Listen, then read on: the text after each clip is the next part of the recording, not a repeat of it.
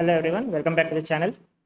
DNA replication is a highly coordinated process involving multiple enzymes working together like a perfectly organized factory. But why is it needed? It is needed to produce an almost identical copy of the genetic material before the cell division. Throughout this chapter, we will understand not just the sequence of events, but also the function of every enzyme, why each step is necessary, and the important clinical correlations frequently asked in your MBBS university examinations and also in NEET-PG. By the end of this topic, DNA replication will become a logical story rather than something to memorize. So let's begin. Before learning the enzymes, we must understand the basic rules that make the DNA replication possible. DNA replication is the process by which a parent cell duplicates its DNA before the cell division so that each daughter cell receives an identical genetic copy. The most important principle is the complementary base pairing. Adenine always pairs with thymine through 2 hydrogen bonds, while guanine always pairs with cytosine through 3 hydrogen bonds. The DNA polymerase doesn't guess which nucleotide to add. It simply follows these pairing rules dictated by the template strand. This complementary pairing is the foundation of replication accuracy and explains why DNA can be copied with extremely high accuracy. Remember this concept well because every enzyme involved in replication ultimately depends on these simple base pairing rules. Now let's discuss 2 important concepts that are asked repeatedly in the examinations.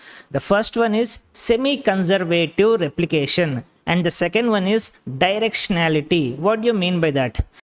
DNA replication is called semi-conservative because each newly formed DNA molecule, it contains one original parent strand and one newly synthesized strand. This was demonstrated by the famous Michelson and Stahl experiment, which is considered as one of the most elegant experiments in the molecular biology. The second important rule is the directionality. DNA polymerase can synthesize the DNA only in 5' to 3' direction. Since the DNA strands are anti-parallel, the enzyme must read the template strand in the opposite 3' to 5' direction.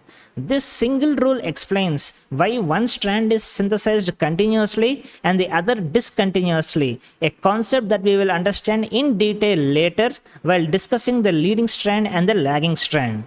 DNA replication doesn't depend on a single enzyme. Instead, it requires a large protein complex called as the replisome, where every enzyme has a specific responsibility. Replication begins when helicase uses the ATP to unwind the double helix by breaking the hydrogen bonds between the complementary bases, thereby creating the replication fork. As the DNA unwinds, excessive twisting or supercoiling develops ahead of the fork. This tension is relieved by topoisomerases, which temporarily cut and rejoin the DNA strands to prevent the damage. In bacteria, DNA gyrase is a specialized type 2 isomerase that performs this function. Once the strands are separated, they naturally tend to re-anneal. So proteins called as single-stranded binding proteins or SSB proteins, they immediately coat the exposed DNA strands, keeping them stable and preventing them from pairing again. Together, helicase, topoisomerase and the single-strand binding proteins, SSB proteins, they prepare the template DNA for accurate synthesis by the DNA polymerase. So far, we have understood why DNA replication is essential, the fundamental rules governing the process, the semi-conservative nature of the replication, and the enzymes responsible for opening the DNA molecule. In the next part, we will enter the most important section of the topic, that is the DNA synthesis, the actual DNA synthesis. We have understood how replication begins. Now let's understand the enzymes responsible for actually building the DNA, that is the DNA polymerases. Don't make the mistake of memorizing every DNA polymerase without understanding its role. In bacteria, the 2 most important enzymes are DNA polymerase 3 and DNA polymerase 1. DNA polymerase 3 is the major replicative enzyme that synthesizes most of the new DNA strand. Whereas DNA polymerase 1, it removes the RNA primers using its 5' to 3' exonuclease activity and then fills the resulting gaps with the DNA. So in bacteria, entirely DNA polymerase 3 and 1 will do all the steps that are needed. In eukaryotes, these functions are distributed among multiple polymerases. For example, DNA polymerase alpha, it initiates the replication by working with the primase. Then DNA polymerase epsilon, it synthesizes the leading strand. DNA polymerase delta, it synthesizes the lagging strand, including the Okazaki fragments. Then DNA polymerase beta, it mainly participates in DNA repair. And finally, DNA polymerase gamma, it replicates the mitochondrial DNA. For examinations, remember the high yield associations. Alpha will start, epsilon will lead, delta will lag, beta will repair, and gamma will work in mitochondria. So remember this way. The replication doesn't begin randomly anywhere on the chromosome. It starts at specific DNA sequences called as origins of replication, which are rich in adenine and thymine because AT base pairs are held together by only 2 hydrogen bonds and are therefore easier to separate. In bacteria, this site is called as ORI, whereas in eukaryotes, origin recognition proteins, they bind to the replication origins distributed throughout the chromosomes.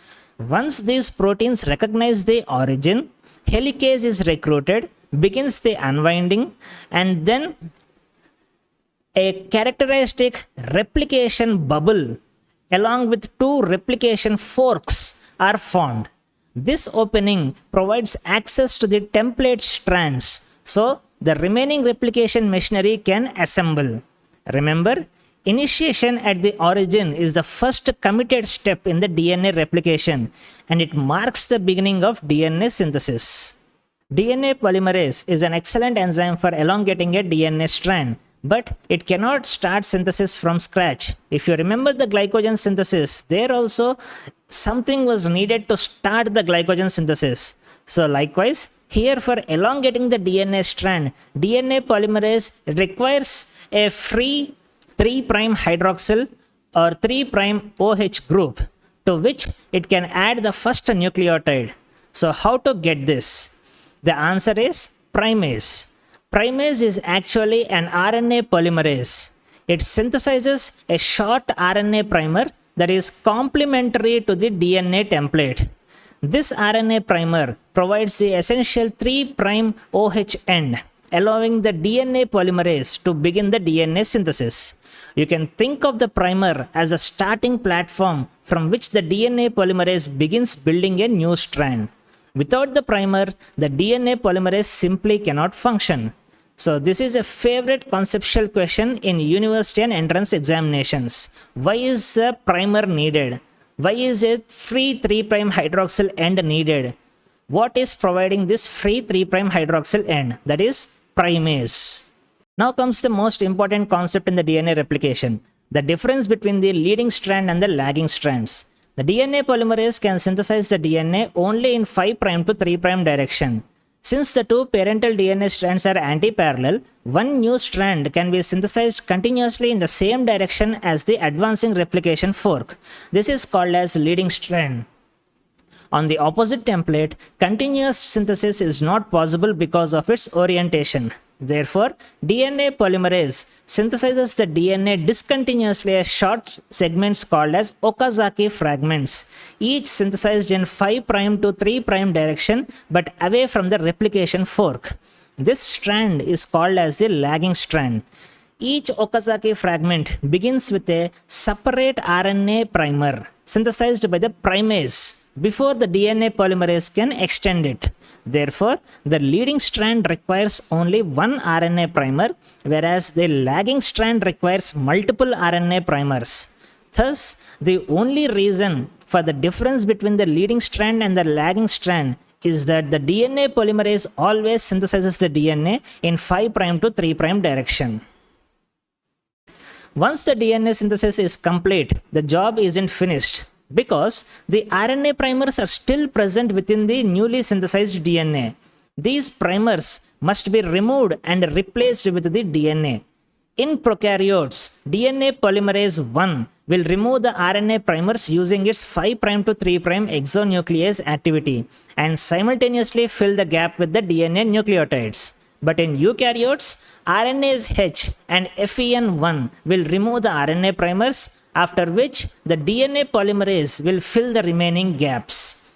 Even after the gap filling, small breaks called nicks will be still present between the adjacent DNA fragments. These are finally sealed by the DNA ligase, which forms the phosphodiester bonds between the neighboring nucleotides to create one continuous DNA strand.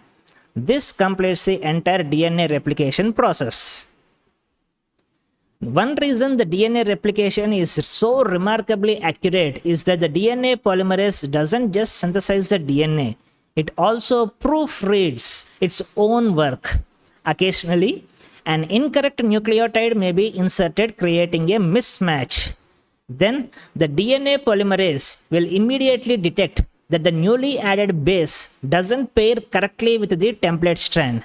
At this point, the enzyme pauses and switches to its built-in 3' to 5' exonuclease activity, moving backwards to remove the incorrect nucleotide. Once the wrong base has been excised, the DNA polymerase resumes its normal 5' to 3' polymerase activity and inserts the correct complementary nucleotide before continuing the replication. This proofreading dramatically reduces the replication errors, making the DNA replication one of the most faithful biological processes.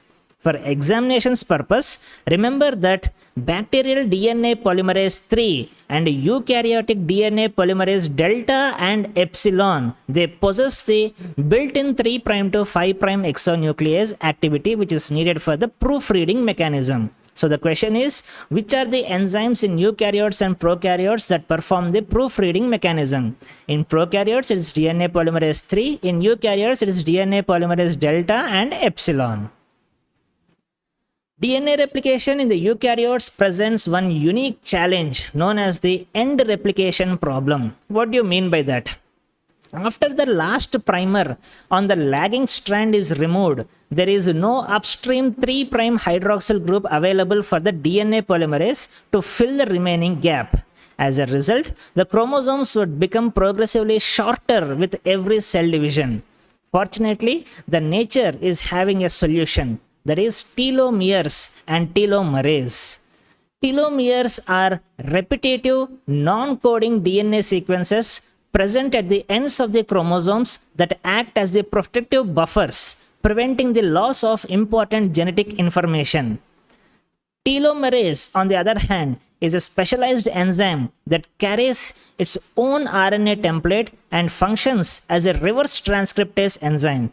It extends the 3' end of the chromosome, allowing the DNA polymerase to complete the replication without losing essential DNA.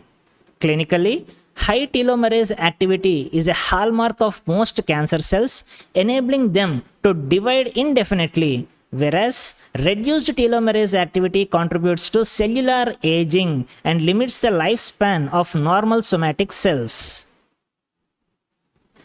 Understanding DNA replication is not only important for physiology but also for pharmacology, because many drugs work by targeting the replication machinery. In bacteria, antibiotics such as ciprofloxacin, nalidixic acid, and novobiocin inhibit DNA gyrase, thereby preventing DNA replication without significantly affecting the human cells. In rapidly dividing cancer cells, several anti-cancer drugs interfere with the DNA synthesis. Drugs like etoposide, doxorubicin, adriamycin, they inhibit the human topoisomerase, leading to DNA damage and cell death. 6-mercaptopurine, it inhibits the human DNA polymerase, inhibiting the nucleotide incorporation, while 5-fluorouracil, it inhibits the thymidylate synthase, reducing the thymidine production required for DNA replication. The key concept here is that these drugs selectively target rapidly dividing cells by interrupting different stages of DNA replication, making this pathway highly relevant in both infectious diseases and also in cancer therapy. Before we finish this topic, let's quickly revise the major enzymes involved in the DNA replication. Helicase unwinds the DNA double helix by breaking the hydrogen bonds. Topoisomerase or DNA gyrase in the bacteria, it relieves the supercoiling ahead of the replication fork. Single-stranded binding proteins or SSBs, they stabilize the separated DNA strands and prevent them from re-annealing. Then you have RNA primase. It synthesizes short RNA primers that provide the essential free 3' hydroxyl group required by the DNA polymerase. Then DNA polymerase, it synthesizes the new DNA strands by adding nucleotides in 5' to 3' directions. After the synthesis, RNase H and FEN1 in eukaryotes or DNA polymerase 1 in bacteria, they remove the RNA primers and replace them with DNA. DNA ligase then seals the remaining nicks by forming phosphodiester bonds, producing one continuous DNA strand. Finally, telomerase. It maintains the chromosome ends in eukaryotic cells by extending the telomeres. If you can remember the function of each of these enzymes in sequence, you have already mastered the entire mechanism of DNA replication. Now let's put the entire DNA replication process together as one continuous story. Replication begins at the origin of replication, where the origin recognition proteins, they recruit the helicase to unwind the DNA and create the replication bubble. Next, RNA primase synthesizes the short DNA primers, providing the free hydroxyl group needed for the DNA polymerase to begin the synthesis. Then DNA polymerase elongates the new strands in 5' to 3' direction. The leading strand is synthesized continuously, whereas the lagging strand synthesized discontinuously as Okazaki fragments, each fragment requiring its own primer. Once the synthesis is complete, the RNA primers are removed. Resulting gaps are filled with the DNA, and DNA ligase will seal the remaining nicks to produce a continuous daughter strands. The final result is two identical DNA molecules, each containing one parental strand and one newly synthesized strand, demonstrating the semi-conservative nature of the DNA replication. If you understand this sequence rather than trying to memorize isolated facts, DNA replication becomes one of the easiest and the most scoring topics in the molecular biology. The next video will be on the transcription, and I'm 100% sure you will like the entire molecular biology classes series. So if you have understood this process, do like and share the video, subscribe to the channel, and see you in the next one.